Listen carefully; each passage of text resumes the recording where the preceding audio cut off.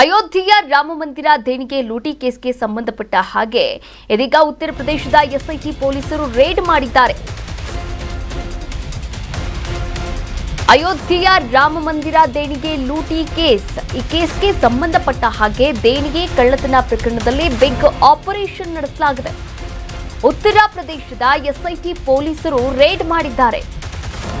ದೇಣಿಗೆ ಲೂಟಿಕೋರರಾದ 8 ಆರೋಪಿಗಳಿಗೆ ಶಾಕ್ ಕೊಟ್ಟಿದ್ದಾರೆ ಎಸ್ಐಟಿ. 8 ಅಲ್ಲ 40 ಜನ ಲೂಟಿಯಲ್ಲಿ ಭಾಗಿಯಾಗಿದ್ದಾರೆ ಎನ್ನುವಂತಹ ಆರೋಪ ಕೇಳಿಬಂದಿದೆ. ಇನ್ನು ಹಣಕ್ಕೆ ಪರದಾಡ್ತಾ ಇದ್ದವರು ದಿಢೀರಂತ ಶ್ರೀಮಂತಿಕೆಯ ಜೀವನವನ್ನ ಅನುಭವಿಸ್ತಾ ಇದ್ರು. ಫಾರ್ಮ್ ಹೌಸ್ ತಗೊಂಡಿದ್ರು, ಬಿಲ್ಡಿಂಗ್ ಕಟ್ಟಿದ್ರು.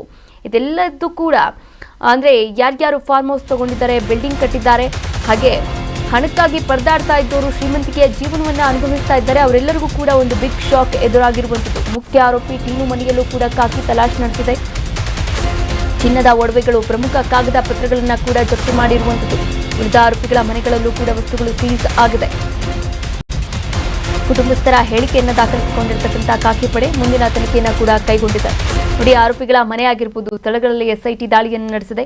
ಅಪಾರ ಪ್ರಮಾಣದಲ್ಲಿ ನಗದು, ಚಿನ್ನಾಭರಣ, ಬೆಳ್ಳಿಯನ್ನು ಕೂಡ ವಶಪಡಿಸಿಕೊಳ್ಳಲಾಗಿರುವಂಥದ್ದು. ಹಾಗೆ ಆಸ್ತಿಗೆ ಸಂಬಂಧಪಟ್ಟಂತಹ ಹಲವಾರು ಪ್ರಮುಖ ದಾಖಲೆಗಳನ್ನು ಕೂಡ ವಶಕ್ಕೆ ಪಡಿಸಿಕೊಳ್ಳಲಾಗಿದೆ. ಹಾಗೆ ಮುಖ್ಯ ಆರೋಪಿ ಈ ಒಂದು ಪ್ರಕರಣದಲ್ಲಿ ಟೀನು ಅವರ ಮನೆಯಲ್ಲೂ ಕೂಡ ಖಾಕಿ ಶೋಧ ಕಾರ್ಯವನ್ನು ಮುಂದುವರೆಸಿದ್ದು, ಚಿನ್ನದ ಒಡವೆಗಳು, ಕಾಗದ ಪತ್ರಗಳು ಎಲ್ಲವನ್ನ ಕೂಡ ಜಪ್ತಿ ಮಾಡಿದೆ. ಹಾಗೆ ಉಳಿದ ಆರೋಪಿಗಳ ಮನೆಗಳಲ್ಲೂ ಕೂಡ ತನಿಖೆ ನಡೀತಾ ಇರುವಂಥದ್ದು. ಲೂಟಿಕೋರ ಆರೋಪಿಗಳಿಗೆ ಲಾಯರ್ಸ್ ಶಾಕ್ ಕೊಟ್ಟಿದ್ದಾರೆ. ಆರೋಪಿಗಳ ಪರ ವಕಾಲತ್ತು ವಹಿಸೋಕೆ ಲಾಯರ್ಸ್ ಕೂಡ ಹಿಂದೇಟು ಹಾಕ್ತಾ ಇದ್ದಾರೆ. ಅಯೋಧ್ಯೆಯ ವಕೀಲರ ಸಂಘ ಮಹತ್ವದ ನಿರ್ಧಾರವನ್ನ ಕೂಡ ತೆಗೆದುಕೊಂಡಿದೆ ಈ ಒಂದು ಪ್ರಕರಣದಲ್ಲಿ. ಅಂದರೆ ಈ ಒಂದು ಪ್ರಕರಣದಲ್ಲಿ ಆರೋಪಿಗಳ ಪರವಾಗಿ ನಾವು ಯಾರು ಕೂಡ ವಾದ ಮಾಡಬಾರ್ದು ಅಂತ ತೀರ್ಮಾನವನ್ನು ಮಾಡಿರುವಂಥದ್ದು ವಕೀಲರ ಸಂಘ.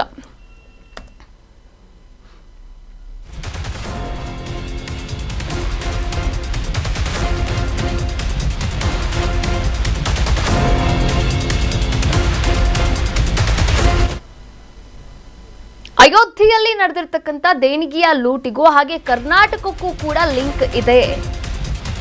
ಅಯೋಧ್ಯೆಯ ದೇಣಿಗೆ ಲೂಟಿಗೂ ಕರ್ನಾಟಕಕ್ಕೂ ಕೂಡ ಲಿಂಕ್ ಇದೆ. ಬೀದರ್ ಜಿಲ್ಲೆಯ ಬಿಜೆಪಿ ಶಾಸಕ ಚೌಹಾಣ್ಗೂ ನಂಟಿ ಇದೆಯಾ ಎನ್ನುವಂತಹ ಪ್ರಶ್ನೆ ಎದುರಾಗಿದೆ. ಯುಪಿಎಸ್ಐಟಿಗೆ ಔರಾದ್ನ ದೀಪಕ್ ಕಂಪ್ಲೇಂಟ್ ಕೊಟ್ಟಿದ್ದಾರೆ. ಬಿಜೆಪಿ ಶಾಸಕ ಪ್ರಭು ಚೌಹಾಣ್ ಅವರಿಂದ ಹಣವನ್ನ ಸಂಗ್ರಹಣೆ ಮಾಡಲಾಗಿತ್ತು. ಆರ್ಎಸ್ಎಸ್ನ ಗೋಪಾಲ್ರಿಂದಲೂ ಕೂಡ ಹಣ ಕಲೆಕ್ಟ್ ಮಾಡಲಾಗಿತ್ತು. ರಾಮ ಮಂದಿರದ ಹೆಸರಲ್ಲಿ ಗುತ್ತಿಗೆದಾರರಿಂದ ದೇಣಿಗೆಯನ್ನ ಕಲೆಕ್ಟ್ ಮಾಡಿದ್ದಾರೆ. 5 ಲಕ್ಷ ರೂಪಾಯಿ ಸಂಗ್ರಹಿಸಿ ಯಾವುದೇ ದಾಖಲೆಗಳನ್ನು ಈವರೆಗೂ ಕೂಡ ನೀಡಿಲ್ಲ. ಸಂಗ್ರಹಣೆ ಮಾಡಿದ ಹಣವನ್ನ ರಿಯಲ್ ಎಸ್ಟೇಟ್ನಲ್ಲಿ ಹೂಡಿಕೆ ಮಾಡಿದ್ದಾರೆ ಎನ್ನುವಂತಹ ಗಂಭೀರವಾದಂತಹ ಆರೋಪವನ್ನು ಎಸ್ಐಟಿಗೆ ದೂರು ನೀಡಿದ್ದಾರೆ. ದೀಪಕ್ ದೊಡ್ಡ ಆರೋಪವನ್ನು ಮಾಡಿರುವಂಥದ್ದು ಈ ಒಂದು ವಿಚಾರದಲ್ಲಿ.